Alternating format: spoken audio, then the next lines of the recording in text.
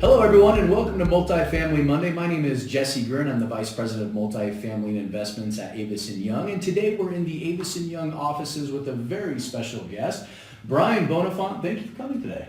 Thank you, Jesse. Fantastic. So Brian is the project manager of the Center for Regional Studies, and he is the guru when it comes to residential construction.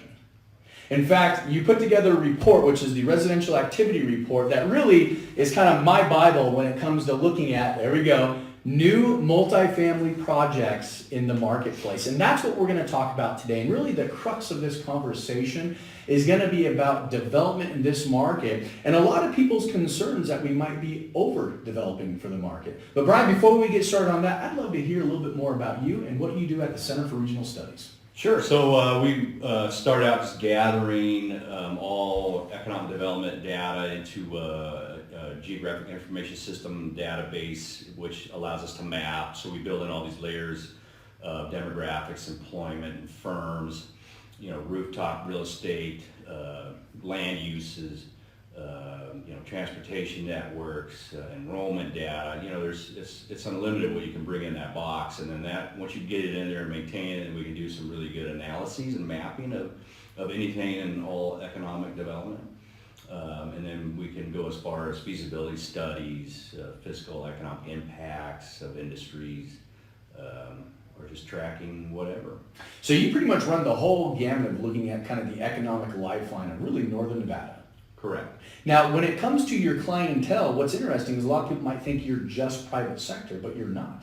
Tell us a little bit more about your client base. Sure, yeah, we run the whole spectrum. So we help, we were administered by the Nevada Small Business Development Center, and that's where we got our start as grad students, is helping small businesses.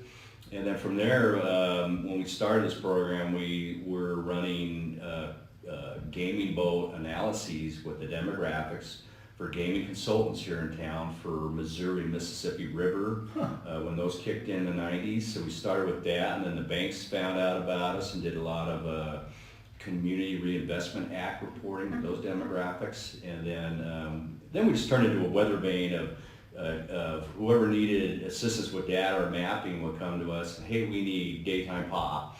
And we'll go get it and start maintaining that. And then it was rooftops, across jurisdictions, what's happening with that. And so we went and got that. And so we're just listening to the community. It would be nonprofits, it would be, again, big business, small business, government, you name it. Fascinating. So really one of the reasons why, circling back to why I want to talk with you today, is because of construction and concerns that we might be overdeveloping for this market in where we're at in the market cycle right now. And with the report here that Brian brought today, we're showing almost 18,000 additional units coming to the market that are either in the under construction, active, or pending phase of the marketplace. And I'd like to give you a stat real quick, Brian. We track all the properties in northern Nevada, and there are roughly 1,114 properties, and we break them down by unit types as well. And here's what's fascinating is when you look at the 80 plus units in this market, we have 175 of them, right? If all of the properties under construction, pending, and approved were to go through, that's 66 additional 80 plus properties, or almost a 38% increase. Now, you take that and you look at it as by units, we currently have roughly 35,000 units that are 80 plus, and we're planning on bringing in roughly 20,000 more of those over the next potentially 5+ years, right? Within the next 5-year time frame. Is that roughly where we have it?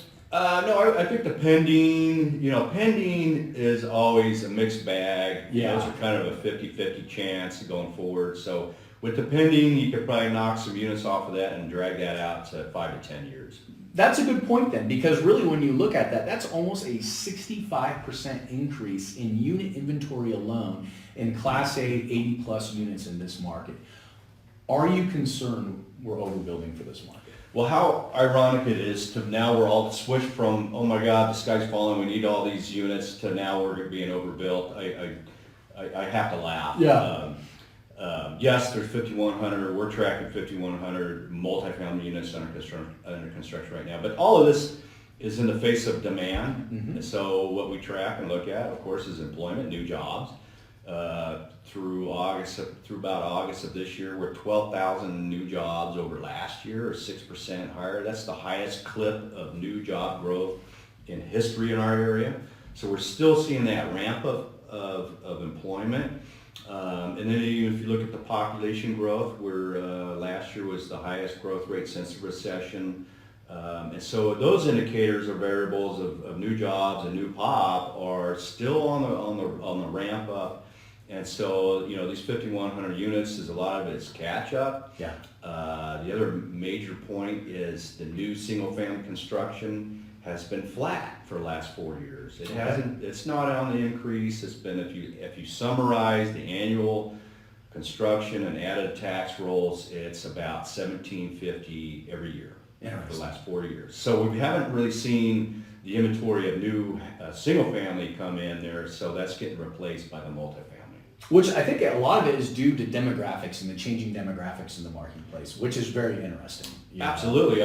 We're led by 25, 29-year-olds, immigration, millennials. That's our big jump in population is the youth. So, the ones that are not really going to jump into a home yet. Exactly, for various reasons. Now, you mentioned 5,000 units, and just to clarify with our audience, that is everything that is actively being developed right now under construction. Correct. Yes. Building permits hold. Fantastic. It's interesting too, within this report you also indicated that in September alone, we saw 440 units in Reno and 288 units in Sparks that actually went through the permit process, which in 1 month alone was more than January through August combined. Can you talk to us a little bit about that discrepancy? Yeah, that's kind of the nuances of building permits is, those were just 2 projects that came in September for that. Oh, just 2 projects? 2 projects. Interesting. And so some projects will go all in with the building permits and a double R pull 440 in that application for the permits. You see in other projects that stream their permits, 40 at a time. Okay. For like a 700 unit project, they will just come in at, subsets of permits. Sure. The permits is a great indicator looking forward, and we do expect the permits to kind of tail off through the winter and then pick back up in the spring. Which is typical in this market, right? Yeah. When you look at construction overall, I feel like it's a dichotomy of 2 different roads when you talk to developers, right? Some developers are all in. You can tell with the 440 units and the 288 that we just saw in September. But other developers are getting nervous. That might already be under construction, but maybe pulling back from a next phase. Are you seeing that out there? Yeah, we're hearing that if they have phased developments, phase A, B, C, they're on their B, and so the C's are pulling back and waiting to see what the market. Of course, again, the seasonality is coming in, and so. And we saw this last year, if you remember, that we saw a lot of uncertainty pick up. I think the government did a little bit of a closure. People got nervous. Prices went down, and then it ramped up into that healthy mode again in the spring. And I think we're going to see a lot of that again. Okay. In this seasonal effect, same kind of a pausing. Next year we have elections. Yeah. And so that brings a lot of uncertainty. That brings uncertainty. So a lot more people, developers, going to go on the fence and kind of wait that out and see what happens with that election cycle. Interesting. Well, lastly, I like to dive into some of the submarkets that we have here in town, and I think one of them that's being the most affected by the increase in inventory is the North Valleys, despite the issues they've been having trying to get new product out there with sewer impact fees and everything else, right? Yep. But it's amazing. Right now, we have currently tracking 19 properties that are roughly around 3,300 units of existing inventory. I mean, under construction, 5 more properties, approved 4, pending 10. I mean, we're looking to almost double, if not maybe 2.5 times our existing unit count in North Valleys alone. Do you think North Valleys will eventually be oversaturated? Well, it has to do with our topography. It's kind of our last place of flat, cheap land. True. Although, the sewer It's not insurmountable. We can add to that sewer, but the flooding Swan Lake is an issue. It's going to take the city a couple of years to pipe that across the airport and into county lands to the north to alleviate. So that's going to probably put some brakes on some development up there. But in the future, the next couple of decades, North Valley has the last really basket of cheap flat land. You're seeing a Damani, South Meadows, that development's hitting the ridges, right? Oh yeah. And so slowly climbing. They're running out of cheap flat land. Spanish Springs is going to be healthy for the next 10 years with Stonebrook, Kylie, and Pioneer Meadows all coming at the same time, right in the middle in that last flat land in Spanish Springs. But North Valley's after that is going to be the remainder of our lands up there. And so yes, that's next 20 years, North Valley's going to see a lot of growth. That's fascinating. Wow. Well, Brian, I really appreciate your time. And if anyone wants to reach out to you in regards to the type of engagements that you offer or to get this report, how do they do that? I suggest calling me, 775-784-1771. Fantastic. We'll also put that in the video as well. Brian, I really appreciate your time. Thank you very much. Thank you. Have a great day. You too.